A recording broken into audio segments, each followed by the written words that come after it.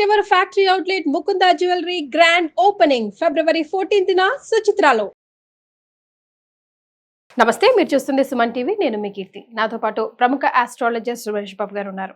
నమస్తే సురేష్ బాబు గారు. కీర్తి గారు నమస్కారం అండి. సురేష్ బాబు గారు, ద్వాదశ రాశుల్లో భాగంగా ఏ రాశుల వరకు ఎలా కలిసి వస్తుంది, ఎంతవరకు కలిసి వస్తుంది, ఏమేమి రెమెడీస్ చేస్తే ఇంకొంచెం సక్సెస్ఫుల్ గా ముందుకు వెళ్తాము అని మీరు చెప్తా ఉన్నారు. కమెంట్ బాక్స్ మీరు ఒకవేళ చెక్ చేసి ఉంటే కనుక 99.9% అన్ని పాజిటివ్ రిజల్టే కనిపిస్తున్నాయి. యాజ్ ఇట్ ఈస్ జరుగుతోందండి. రెమెడీస్ ఫాలో అయితే మాకు ఉపశమనం లభిస్తుందని. నిజంగా దేవుడు ఇచ్చిన బ్లెస్సింగ్సే అనుకోవాలి మీరు అలా చెప్పడం, మాకు అలా కలిసి రావడం కూడా. సో మార్చి నెలలో ముందుగా మేషరాశి వారికి ఎలా ఉంటుందో తెలుసుకుందాం. ఈ మార్చి మంత్ కనుక చూసుకుంటే మనకి తెలుగు మాసాల్లో కోయిన్సిడెన్షియల్ గా మనకి ఫాల్గుణ మాసం స్టార్ట్ అవుతుందండి. ఈ ఫాల్గుణ మాసంలో ముఖ్యమైన పండుగలు 2 ఉంటాయి.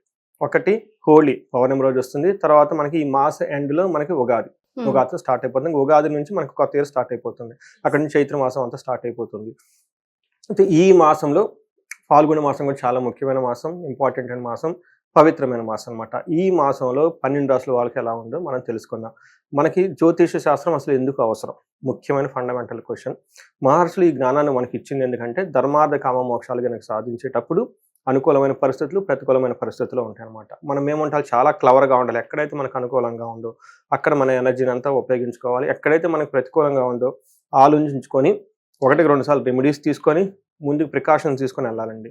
సో అలా అయితే ఏమవుతుంది క్వశ్చన్, మనకి లైఫ్ చాలా బ్లిస్ఫుల్ గా హ్యాపీగా ఉండి తక్కువ, మనకి లైఫ్ ఇస్ వెరీ షార్ట్ కదండి.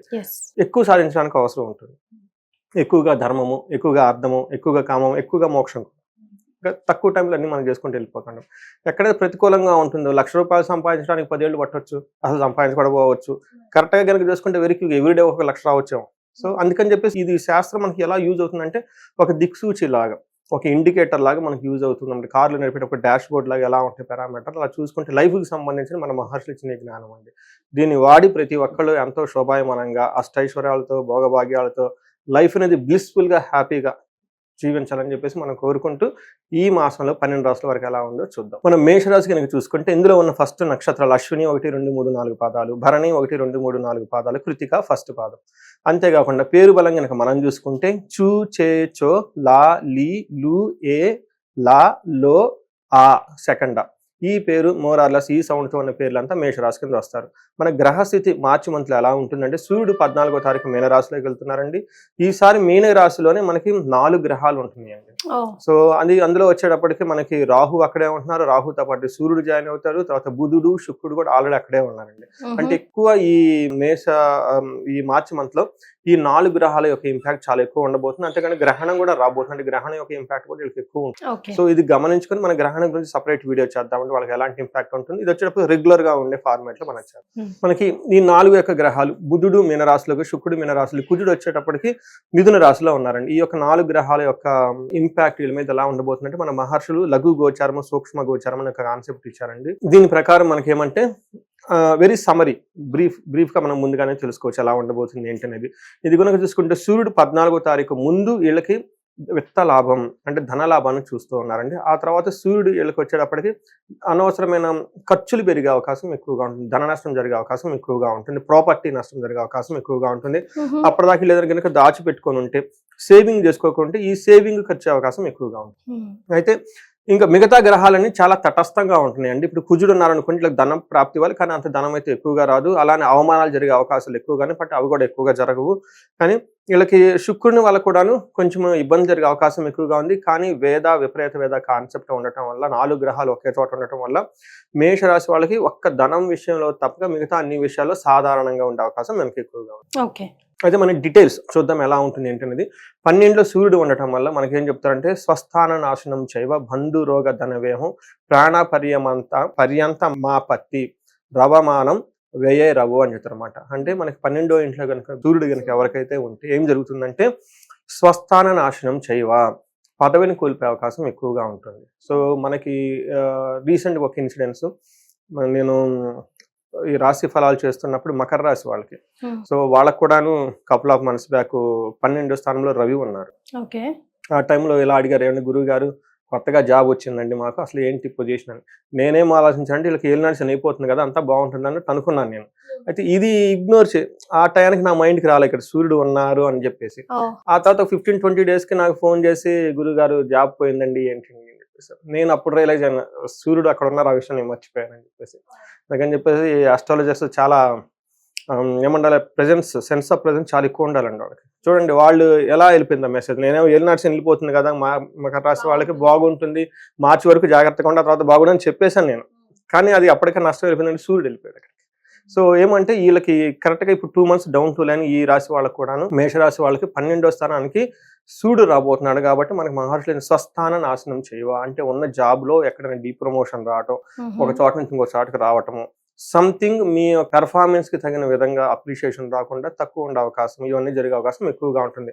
అందులో ఈ టైంలో వీళ్ళకి కొంచెం అప్రైజల్స్ అవన్నీ ఉంటాయి. కార్పొరేట్ ఎంప్లాయీస్కి ఈ అసెస్మెంట్స్, శాలరీ హైక్స్ ఇవన్నీ ఉంటాయి. సో వీళ్ళకి కొంచెం అనుకున్నంత ఎక్కువగా రాకుండా తక్కువ ఉండే అవకాశం చాలా ఎక్కువగా ఉంది.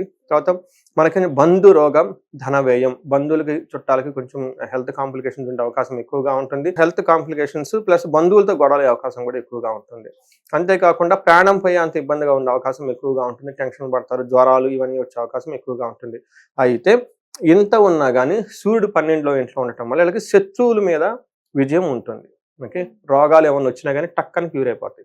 సో ఇది వాళ్ళకి ఉన్న సూర్యుడు వీళ్ళకి మిక్స్డ్ రిజల్ట్, కొంచెం ఇబ్బంది పెడుతున్నా కానీ అండ్ సక్సెస్ వీళ్ళకే వస్తుంది. మనకి కుజుడు వీళ్ళకి మంచి యోగ్యతను తీసుకొస్తున్నారండి. మనీ ప్రకారంగా చాలా బాగుంటుంది, మనీ సోర్స్ ఆఫ్ ఇన్కమ్ బాగుంటుంది. తర్వాత కెరియర్ లో ప్రోగ్రెస్ కూడా ఉంటుందండి. సో ప్రోగ్రెస్ ఉంటుంది, ఇందాక చెప్పిన విధంగా నష్టం ఉంటుంది.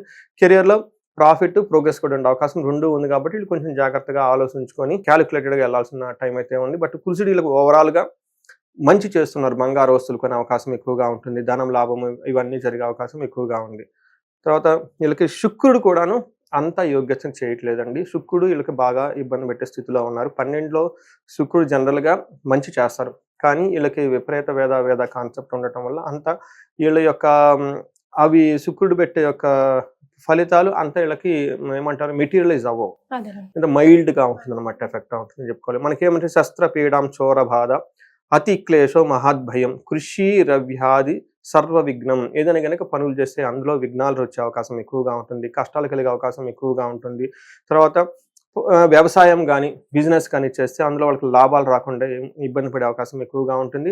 వీళ్ళకి చోర భయం, వీళ్ళకి సంబంధించిన విలువైన వస్తువులు కోల్పోయే అవకాశం, దొంగలించే అవకాశం ఎక్కువగా ఉంటుంది. వీళ్ళు చాలా ఏమంటారు అలర్ట్గా ఉండాలి. అందులోనూ ఈ మాసంలో ఏప్రిల్ మార్చి మంత్లో కొంచెం పెళ్ళిళ్ళు అవి ఉండటం, తర్వాత పిల్లలకి ఎగ్జామ్స్ ఇవన్నీ ఉండటం, కొంచెం సమ్మర్ కదండి, కొంచెం బయట పడుకునే అవకాశం ఎక్కువగా ఉంది. ఈ రాశి వాళ్ళకి కొంచెం దొంగతనాలు అవి జరిగే అవకాశం ఎక్కువగా ఉంది, కేర్ఫుల్గా ఉంది. రైట్. మరి నక్షత్రాల ప్రకారంగా మేషరాశి వారికి ఎలా ఉంటుంది అంటారండి? మనకి ఇందులో 3 నక్షత్రాలు ఉంటాయండి, అశ్వని, భరణి, కృతిక. అశ్వని వాళ్ళకి కనుక చూసుకుంటే 3 విషయాల్లో చాలా పాజిటివ్గా ఉంది, 3 విషయాల్లో ఛాలెంజింగ్గా ఉంది. వీళ్ళకి ఎక్కడ పాజిటివ్గా ఉందంటే వీళ్ళకి లాభప్రదంగా ఉంటుంది, మంత్ అంతా సౌఖ్యంగా ఉంటుంది. తర్వాత అనుకున్న పనులని అనుకున్న విధంగా కొంచెం అటు ఇటు కానీ రిజల్ట్ వైజ్ అయితే అంటే బాగుంటుంది. ఛాలెంజెస్ ఎక్కడ ఉన్నాయంటే అండి వీళ్ళకి కలహము, గొడవలు వచ్చే అవకాశం ఎక్కువగా ఉంటుంది. తర్వాత మృత్యు భయం, సో ఏదో ఒక విషయంలో వీళ్ళకి కొంచెం భయం కలిగే సిచ్యువేషన్ ఎక్కువగా ఉంటుంది. తర్వాత వీళ్ళు అనుకున్న డ్రీమ్స్ నాశనం అని కూడా చూస్తున్నారు. మనం ఇందాక కూడా చెప్పుకున్నాము, కుజుడు సరిగా లేకపోవడంతో ధన నష్టము, వ్యవసాయదారులకి పంట నష్టం జరిగే అవకాశం ఎక్కువగా ఉంది. భరణి నక్షత్రం వాళ్ళకి ఇది 2 విషయాల్లో పాజిటివ్, 3 విషయాల్లో ఛాలెంజింగ్ ఉంది. ఎక్కడ పాజిటివ్ అంటే వీళ్ళకి లాభప్రదంగా ఉంటుంది, సౌఖ్యంగా ఉంటారు. మనకి ఛాలెంజెస్ ఎక్కడ అంటే గొడవలు అయ్యే అవకాశం ఎక్కువగా ఉంటుంది, అనుకున్న పనులు విఘ్నాలు వచ్చి ఆటంకం వచ్చేసి అది కార్యభంగమయ్యే అవకాశం ఎక్కువగా ఉంది. కృతికా నక్షత్రం వాళ్ళకి 2 విషయాల్లో చాలా బాగుంది, 3 విషయాల్లో 2 విషయాల్లో ఛాలెంజింగ్గా ఉంది, 3 విషయాలు బాగున్నాయి. ఫస్ట్ ఈ మంత్ అంతా వీళ్ళకి చాలా లాభప్రదంగా ఉంటుంది, సౌఖ్యంగా ఉంటుంది, క్షేమంగా కూడా ఉంటుంది. ఛాలెంజ్ ఏమంటే గొడవలు అయ్యే అవకాశం ఎక్కువగా ఉంటుంది. ఈ గొడవలు కూడా అన్నాదమ్ముల వల్ల గొడవలు ఎక్కువ ఉండే అవకాశం ఉంటుంది, ఫ్యామిలీ డిస్ప్యూట్స్ ఉండే అవకాశం ఉంటుంది. దేహ పీడం, శారీరకంగా కొంచెం ఇబ్బందులు వచ్చే అవకాశం ఎక్కువగా ఉంటుంది. అంటే ఒళ్ళంతా ఎక్కడో పెయిన్స్ కానీ ఇలాంటివి వచ్చే అవకాశం ఎక్కువగా ఉంటుంది. కృతికా నక్షత్రం వాళ్ళు చాలా కేర్ఫుల్ గా ఉండాలి. వీళ్ళకి వైరల్ ఫీవర్లు వచ్చే అవకాశం ఎక్కువగా ఉంటుంది. మానసికంగా అధికంగా చాలా ఒత్తిడికి గురే అవకాశం ఎక్కువగా ఉంటుంది వీళ్ళకి. మిగతా వాళ్ళకైతే ఓకే, నక్షత్రాలు వైజ్గా చూసుకోండి, అంత పెద్ద ఏం లేదు. బట్ కృతికా నక్షత్రం వాళ్ళు చాలా కేర్ఫుల్గా ఉండడం ఎంతైనా అవసరం. రైట్. మరి వీళ్ళంతా అసలు మేషరాశి వారు ఎలాంటి రెమెడీస్ మార్చి నెలలో పాటించాలంటారు సురేష్? వీళ్ళకి మెయిన్ రెమెడీస్ వచ్చేటప్పటికి కలహము, గొడవలు జరిగే అవకాశం ఎక్కువగా ఉందండి. మనకి ఈ గొడవలు కూడా అంటే కొంతమంది చాలా సింపుల్ గా ఉంటాయి, కొంతమంది చాలా హై లెవెల్ లో గొడవతా ఉంటాయి. అవునండి. అంటే వీటితో పాటు వాళ్ళ పర్సనల్ జాతకం కూడా మనం చూసుకోవాలి. అందులో మనకు తెలుస్తుంది. ఇది మనకు ఒక 25-30% ఉంటే పర్సనల్ కాలంలో వాళ్ళకి దశ ఏముంది, భుక్తి ఏముంది అని. అందుకని కొంతమందికి కలహం లైట్ గా ఉంటుంది, సింపుల్. కొంతమందికి కోర్టు కేసులు దాకా పోయి కొంతమందికి ఎక్కడికో వెళ్ళిపోతారు. మన టీవీలో న్యూస్లు చూసేస్తున్నాం అనమాట. అక్కడ దాకా వెళ్ళిపోయి సిచ్యువేషన్స్ కూడా ఉంటాయి. అంటే వాళ్ళ టైం బాగలేక, వాళ్ళ దశలు బాగలేకపోతే ఎన్ని జరుగుతుంటాయి. వాళ్ళకున్న తీవ్రతను బట్టి పరిహారాలు చేసుకోవాలి.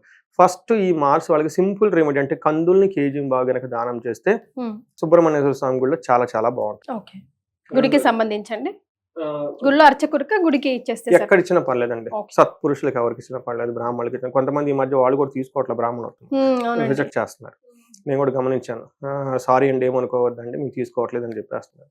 అందుకని సత్పురుషులకి, గురువులకి, మంచి వాళ్ళకి, పేదవాళ్ళకి ఎవరికి ఇచ్చినా కానీ హంబుల్ గా, వాళ్ళు తీసుకునే వాళ్ళ గుణం హంబుల్ గా ఉండాలి, ఇచ్చే వాళ్ళు కూడా చాలా హంబుల్ గా ఉండాలి. సో వాళ్ళు గుళ్ళో బ్రాహ్మణులు అని చెప్పేసి వద్దు వద్దు అని చేయలే ఊపిన వాళ్ళకి అనవసరం కూడా. అందుకని చెప్పేసి ఉత్తమోత్తములకి, అవసరం ఉన్న వాళ్ళకి ఎవరికి ఇచ్చినా కానీ ఓకే, హంబుల్ గా ఇవ్వాలి. తీసుకునే వాళ్ళు కూడాను ఒక గొప్ప వరం మనకి ఇస్తున్నారనే యాంగిల్లో తీసుకోవాలండి. అదేదో తీసుకున్నట్లు వాళ్ళు కూడా ఫీలింగ్ ఉండకూడదు, వాళ్ళదేదో మనకు వచ్చేస్తుంది అన్న ఫీలింగ్ అలా ఉండకూడదండి. యాక్చువల్లీ ఇచ్చిన వాళ్ళకి మంచి వస్తుంది, కలిసిన వాళ్ళకి మంచి వస్తుందండి. నేను ఇందాక ఎక్కడో చూశాను, నేను పులిహార, నిమ్మకాయతో కనుక పులిహార చేసి పెడితే గురువారం రోజున ఇచ్చే వాళ్ళకి పుణ్యం అంట, తీసుకునే వాళ్ళకి కూడా పుణ్యం అంట. గురువు వస్తారండి. గురువు ఎప్పుడైతే వస్తారు, జ్ఞానం వస్తారు, పిల్లలు వస్తారు, ధనం వస్తారు, అంతా వచ్చేస్తుంది. గురుబలం ఉంటే దేనైనా సాధించవచ్చు. సాక్షాత్తు ఇంద్రుడు అంతటి వాడే గురువుని యొక్క ఉదయం సాయంత్రం నమస్కారం చేసుకుని బయటకు వెళ్లే ముందు ఆయన ఆశీర్వాదం తీసుకుని వెళ్తారు. గురువు పెద్ద చదువుకొని ఏమంటారు, మనందరికీ తెలుసు, సింపుల్ లైఫ్ గడుపుతూ ఉంటారనమాట. బట్ అంత విశేషం ఉంటుంది. అందుకని మనం ఏది చేసినా కానీ మనకి ఎవరిని ఇచ్చినా, చాలా మంది నేను కూడా ఇది కూడా చూస్తుంటానండి, ఇంటికి వాళ్ళ ఇంటికి వెళ్ళగానే ఒక గిఫ్ట్ ఇవ్వడానికి ట్రై చేస్తారు. వద్దు వద్దు వద్దు వద్దండి గిఫ్ట్ అనుకుంటారు. అలా చేయకూడదండి. మా మదర్ కూడా అలా చేసేది. వాళ్ళ బ్రదర్స్ కానీ ఎవరైనా వచ్చి 500 రూపీస్ లేదంటే జాకెట్ మేకపోతే వద్దు వద్దు వద్దు నేను రిజెక్ట్ చేస్తుంది. తర్వాత నేను చెప్పాను, మమ్మకి ఇలా చేయకూడదమ్మా, మనకి శక్తోపాసన, వాళ్ళ ఉన్న పాజిటివ్ ఎనర్జీ మనకు రావాలి, మనకున్న పాజిటివ్ ఎనర్జీ వాళ్ళకి కావాలి. అప్పుడేమవుతుంది, మన ఎనర్జీ వాళ్ళ ఎనర్జీ డబల్ అవుతుంది. మనం ఏమనుకుంటాం, వాళ్ళది మనం తీసుకుంటే మనం వాళ్ళకి పోతుంది, ప్లస్ మైనస్ చూస్తున్నాం. But it's not plus minus, it's multiplication. Multiplication. అప్పుడు మా అమ్మ తీసుకొని స్టార్ట్ చేసి, ఎవ్వరు మనకి ఏది ఇస్తున్నా హంబుల్ గా తీసుకోవాలి. ఎందుకంటే మనకు అదృష్టం ఉండబట్టి ఇవ్వబోతున్నారు. మనోదేమంటారు, వాళ్ళకి ఎందుకు ఇస్తున్నారు, వాళ్ళకి ఇప్పుడు ఇస్తే మళ్ళీ రేపు మనం తిరిగి ఇవ్వాలి. ఈ లాజికల్ చాలా పెట్టేసుకుంటాం అనమాట. మళ్ళీ అందులో క్యాలిక్యులేషన్స్, పోయినసారి వాళ్ళు 1000 ఇచ్చారు, మనం 1005 రూపీస్ ఇచ్చాము, 5 రూపీస్ ఇది, అలా కాదండి. What ever comes to you with the most divine Atmos take action. తర్వాత మీకు నచ్చలేదు, తీసుకున్న తర్వాత ఏదో మీకు నచ్చని వస్తువు ఏదో ఇచ్చారు, దాన్ని అంతే హంబుల్ గా వేరే వాళ్ళకి ఇవ్వండి. మీకు కదా నీడీ ఉన్న వాళ్ళకి ఇవ్వండి. మీకు ఉపయోగపడకపోయినా ఎదుటి వాళ్ళకి ఉపయోగపడవచ్చు. అవునండి, ఇది కంపల్సరీ గుర్తుపెట్టాలి. అందుకని మనం ఉమెన్ సిరీస్ చేస్తున్నాం కాబట్టి అది చాలా బ్యూటిఫుల్ ప్రొసీజర్ మన పెద్దవాళ్ళు పెట్టారండి. అది ఆ పసుపు కుంకుమ పుణ్యకరమైన వస్తువులు ఇచ్చి తీసుకోవటం, శక్తి ఉపాసన చేసుకోవటం. శక్తి ఉపాసన, శక్తి క్రియ అని ఒక క్రియ ఉంటుంది, యోగాలో కూడా చెప్తారండి. ఇది మన ఈ శక్తి క్రియ ఎంత పవర్ఫుల్ అంటేనండి, జన్మ జన్మలో కనెక్ట్ అవుతుందండి. అంత పవర్ఫుల్. మనకు తెలియదు అది. మనం ఏమనుకుంటాం, ఏదో ఏదో ఒక స్వీట్ ఒక తమలపాకులో పెట్టేస్తున్నాం అనుకుంటాం, కానీ బట్ అది కాదండి. ఇట్ గోస్ బియాండ్, జన్మ జన్మకి వెళ్ళిపోతుందండి. అక్కడ కూడా మనకు క్లియర్ అయిపోతుంది. బ్యూటిఫుల్ ప్రొసీజర్ మన వాళ్ళు పెట్టారండి. ప్రతి దాంట్లో శాస్త్రీయత ఉంటుంది అంటే ఇట్స్ ఆల్ ప్రూవెన్ అండి. ఇట్స్ ఆల్ ప్రూవెన్ అండి. చాలా మందికి పునర్జన్మలు మనకి హిప్నాటిజం ద్వారా ఇటు వరకు చేసి కనెక్ట్ అయిన ఉన్నారండి. మనకి చేసి చెప్పుకుంది కాదండి. ఇట్స్ ఆల్రెడీ చాలా రీసెర్చ్ పేపర్స్ ఉన్నాయండి వీటి మీద. సో నేను ఇవన్నీ తెలిసినప్పుడు మై గాడ్, ఇవన్నీ మనకు ఎందుకు చేయట్లేదని నేను అనుకుంటాను. మన దగ్గర ప్రొసీజర్ ఉంది తెలుసు, కానీ మనం చేయట్లేదు. ఇంకొకటి సరైన అంటే దృక్పథం అంటారండి, మన ఏమంటారు అవుట్లుక్, పర్సెప్షన్ కరెక్ట్ గా ఉండాలి దాని గురించి.